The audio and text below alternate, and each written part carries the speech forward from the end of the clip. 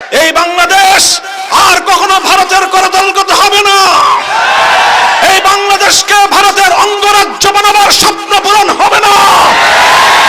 কট্টরপন্থী হিন্দুত্ববাদের আখড়া বাংলাদেশে পরিণত করতে দেওয়া হবে না। খবরদার, হুঁশিয়ারি উচ্চারণ করতে চাই, 5ই আগস্টের স্বাধীনতা সংগ্রামের বিরুদ্ধে, গণ অভ্যুত্থানের চেতনার বিরুদ্ধে যারা কথা বলবে পেটে চামড়া থাকবে না।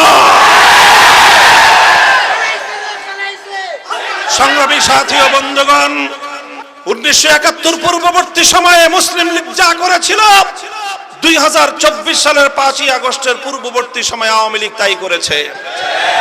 কাজেই বাংলাদেশের মানুষ যেমন মুসলিম লীগের রাজনীতি আর করে নাই, এদেশের মানুষ আর আওয়ামী লীগের রাজনীতি করবে না। আওয়ামী লীগের রাজনীতি মানুষকে হত্যার রাজনীতি, আওয়ামী লীগের রাজনীতি লুটপাট আর দুর্নীতির রাজনীতি, আওয়ামী লীগের রাজনীতি সাম্প্রদায়িক উস্কানি দিয়ে সাম্প্রদায়িক সংঘাত তৈরি করবার রাজনীতি, আওয়ামী লীগের রাজনীতি গুম আর খুনের রাজনীতি, আওয়ামী লীগের রাজনীতি আমার তাগড়া তাগড়া যুবক সন্তানদেরকে মায়ের বুক থেকে কেড়ে নিয়ে গুমের রাজত্ব কায়েম করবার রাজনীতি। এই রাজনীতি আর বাংলাদেশের মানুষ, বাংলাদেশে আর এই রাজনীতি করা যাবে না।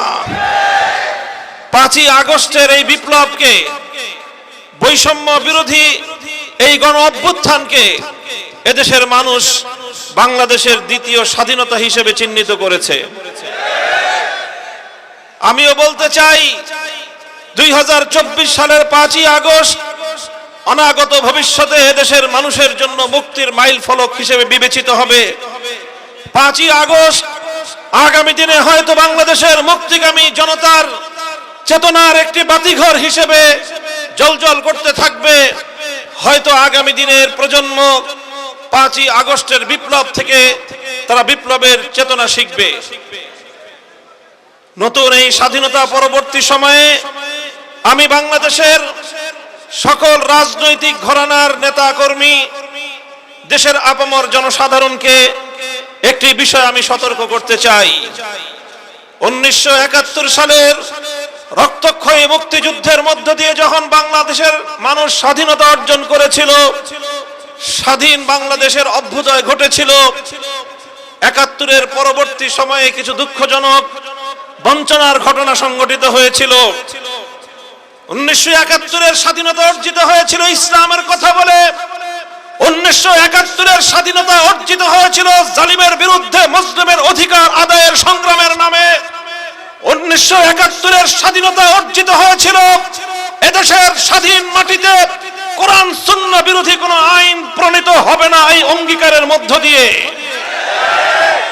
এরপর অত্যন্ত দুঃখ এবং পরিতাপের সাথে দেশের মানুষ লক্ষ্য করল, 1972 সালে একটি সংবিধান প্রণীত হলো, যে সংবিধান 1971-এর মুক্তিযুদ্ধের মুখপাত্র ছিল না, যে সংবিধানে 71-এর মুক্তিযুদ্ধের চেতনা বাস্তবায়িত হয়নি।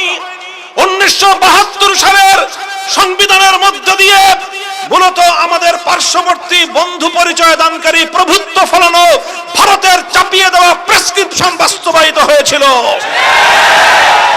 মুক্তিযুদ্ধের চেতনা বিরোধী মৌলিক নীতিমালাগুলোকে পুঁজি করে বাংলাদেশের গণমানুষের অভিপ্রায়, মানুষের ইচ্ছা, মানুষের চেতনা, মানুষের দীর্ঘ সংগ্রামের যে ঐতিহ্য, সে ঐতিহ্যকে ভুলুণ্ঠিত করে, সে ঐতিহ্যকে বৃদ্ধাঙ্গুলি প্রদর্শন করে ভারত সরকারের শিখিয়ে দেওয়া, তাদের লিখে দেওয়া সংবিধান বাংলাদেশের মানুষের উপর চাপিয়ে দেওয়া হয়েছিল। আর সেভাবেই 1971-এর মুক্তিযুদ্ধের সফলতাকে ছিনতাই করা হয়েছিল। কাজেই সেই 71-এর স্বাধীনতা পরবর্তী বাংলাদেশের মুক্তিযুদ্ধের চেতনা ছিনতাইয়ের ঘটনা থেকে আজকের প্রজন্মকে আমি শিক্ষা গ্রহণ করে সতর্ক থাকবার জন্য আমি আহ্বান জানাই। তোমরা পাড়ায় পাড়ায় দুর্গ করো, তোমরা পাড়ায় পাড়ায় পাহারাদারি বসো, তোমরা মসজিদে মসজিদে ধর্ম মত নির্বিশেষে সমস্ত জনগণকে নিয়ে ঐক্যের প্ল্যাটফর্ম করে সংগ্রাম পরিষদ গড়ে তোলা। 5ই আগস্টের বিপ্লবকে যদি কেউ চিন্তাই করতে চায়, এদেশের ম্যাক্সিমাম জনগণের চিন্তা চেতনার বিরুদ্ধে যদি নতুন কোন ষড়যন্ত্র দামাবেদ দিয়ে উঠবার চেষ্টা করে, তোমরা সেই ষড়যন্ত্রকে রুখে দেওয়ার জন্য রাজপথে নেমে আসবে।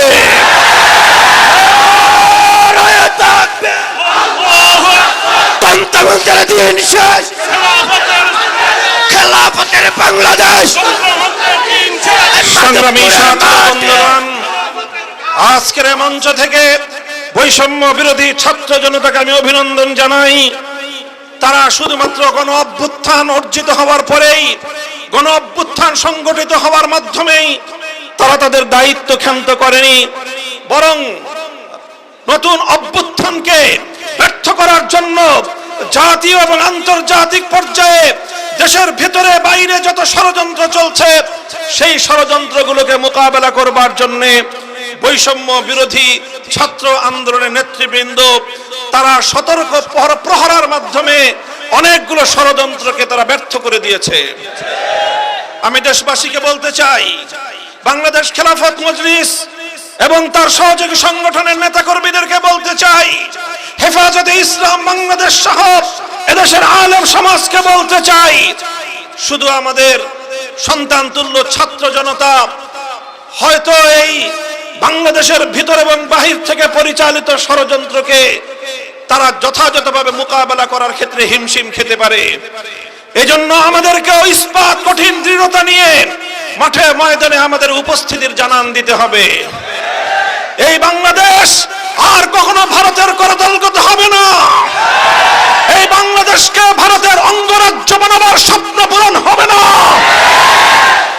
কট্টরপন্থী হিন্দুত্ববাদের আখড়া বাংলাদেশে পরিণত করতে দেওয়া হবে না। বাংলাদেশ একটি উদার মুসলিম রাষ্ট্র।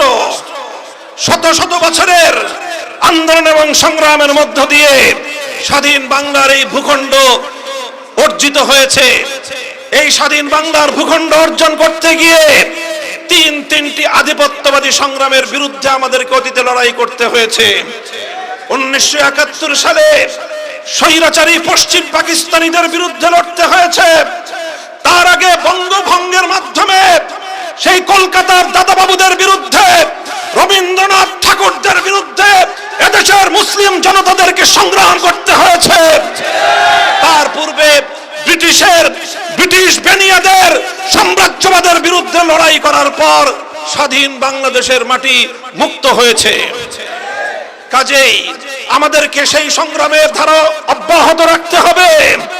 এদেশের ৯৭% মুসলমানদের ধর্মীয় চেতনাকে পদপিষ্ট করে কবির রবীন্দ্রনাথ ঠাকুরদের গান বাংলাদেশের মানুষের কাঁধের উপর চাপিয়ে দেওয়ার ফ্যাসিবাদী সিদ্ধান্তকে পরিবর্তন করার জন্য অন্তর্বর্তীকালীন সরকারের প্রতি আমি জোর দাবি জানাবার চেষ্টা করতে চাই। সংগ্রামী সাথী ও বন্ধুগণ, আমি আপনাদেরকে বলবো এবং আপনাদের মাধ্যমে আওয়ামী লীগের নেতাকর্মীদেরকে বলবো, আপনারা এই আওয়ামী লীগ নিয়ে বাংলাদেশে আর রাজনীতি করার চেষ্টা করবেন না। বলবেন কেন?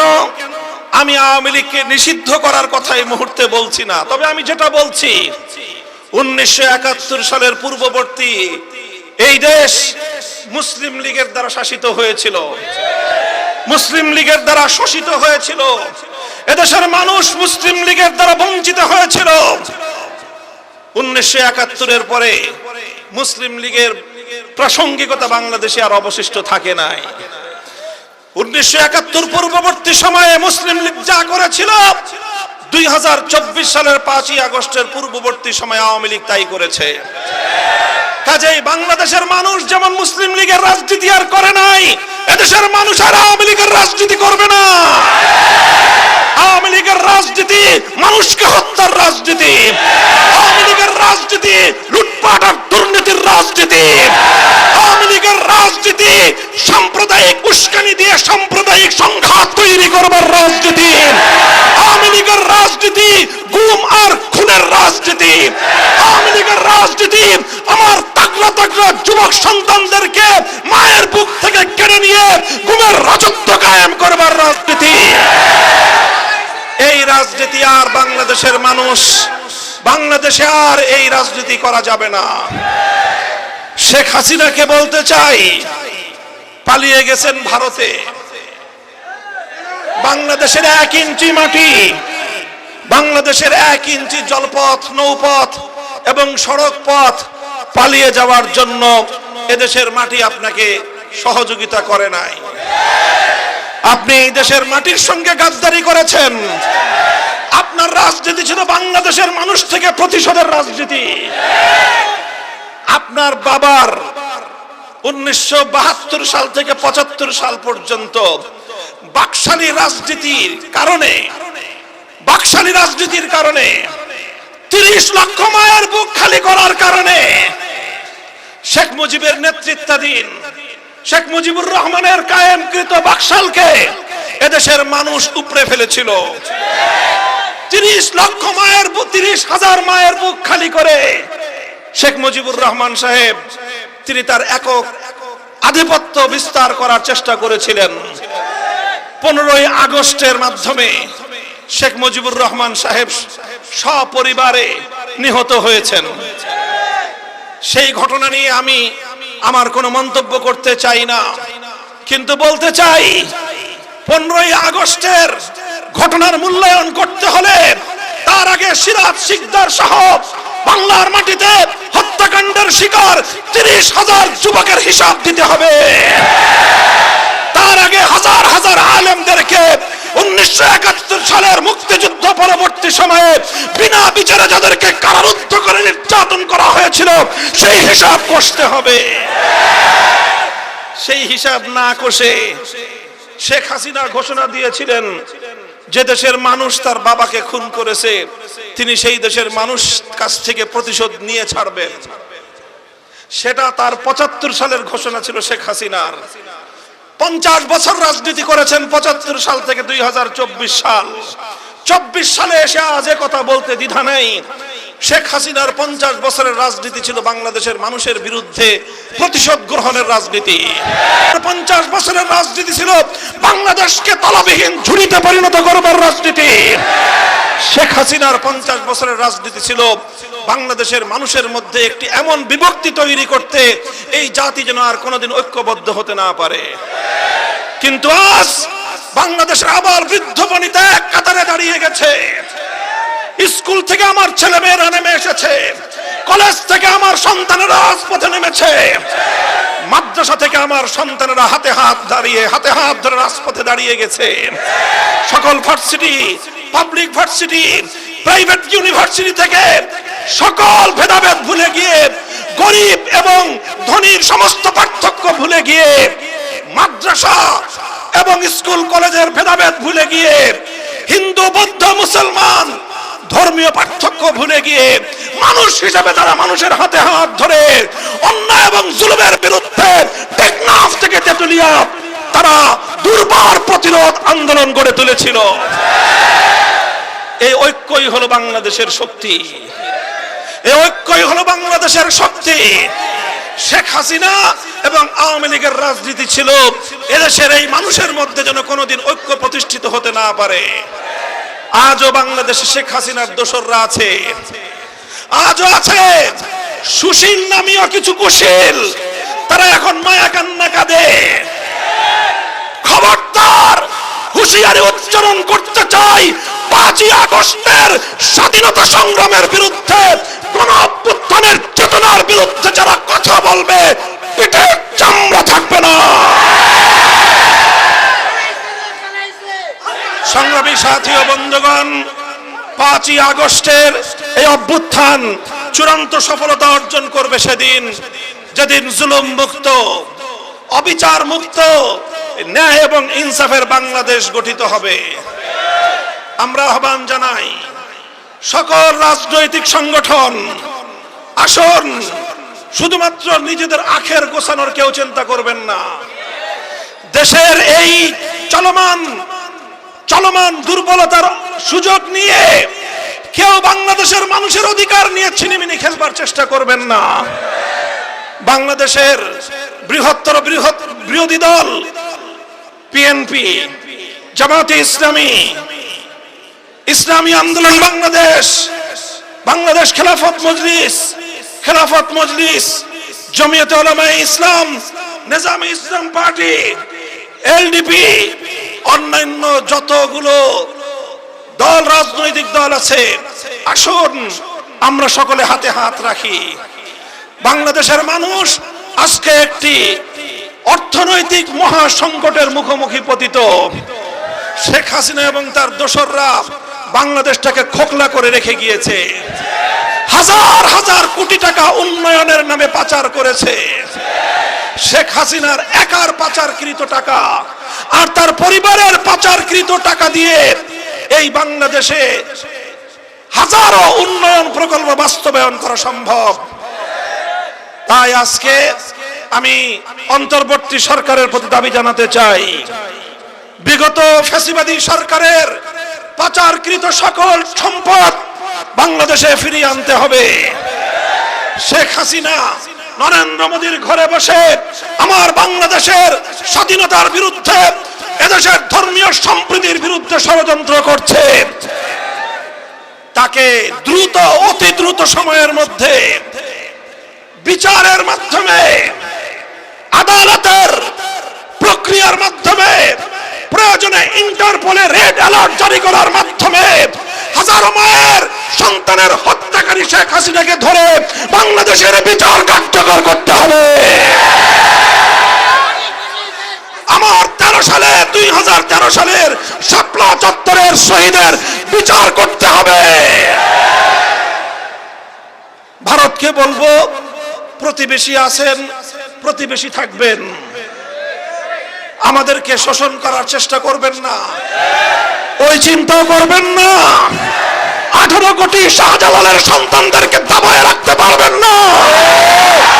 বানের পানি দিয়ে আমাদেরকে ভাসিয়ে মারার চেষ্টা করেছিলেন, কি পেয়েছেন? এদেশের মানুষকে এই বন্যার পানি, দুর্যোগ আরো বেশি ঐক্যবদ্ধ করেছে। কাজেই সকল আন্তর্জাতিক শক্তিগুলোকে বলি, বাংলাদেশের আভ্যন্তরীণ বিষয়ে এদেশের মানুষের ধর্মীয় চিন্তা চেতনা, ধর্মীয় সম্প্রীতির আদর্শের মধ্যে নতুন করে কেউ বাগড়া বাঁধানোর চেষ্টা করবেন না। মাধবপুরের সর্বস্তরের জনতা এবং আজকের এই উপস্থিতির প্রতি আমার আখেরি পয়গাম, আমরা বিশ্বাস করি চূড়ান্ত ভাবে যদি ইনসাফ ভিত্তিক, ন্যায়ানুগ, ধর্ম মত নির্বিশেষে প্রতিটি মানুষের সকল অধিকার যদি নিশ্চিত করতে হয়, একভাবেই সম্ভব। তার জন্য একটাই রাস্তা, একটাই পথ, সেই পথ হলো সৃষ্টিকর্তা মহান রব্বুল আলামিনের পক্ষ থেকে প্রদত্ত রাজনৈতিক ব্যবস্থা, খেলাফত ব্যবস্থা বাস্তবায়ন করতে হবে। তাই আসুন, বাংলাদেশ খেলাফত মজলিস আহ্বান করছে আপনাদেরকে, খেলাফত মজলিসের পতাকা তলে শামিল হয়ে, খেলাফত মজলিসে যোগদান করে বাংলাদেশের প্রতিটি অঞ্চলকে, প্রতিটি উপজেলাকে, প্রতিটি ইউনিয়ন ওয়ার্ড, প্রতিটি মসজিদ ভিত্তিক সমাজকে খেলাফতের সংগ্রামী হিসেবে আপনারা গড়ে তুলুন। ইনশাআল্লাহ বাংলাদেশ খেলাফত মজলিস সমমনা অন্য সকল ইসলাম পন্থীদেরকে নিয়ে আগামীর বাংলাদেশকে ইসলামী সমাজ ব্যবস্থায় গড়ে তুলবে ইনশাআল্লাহ।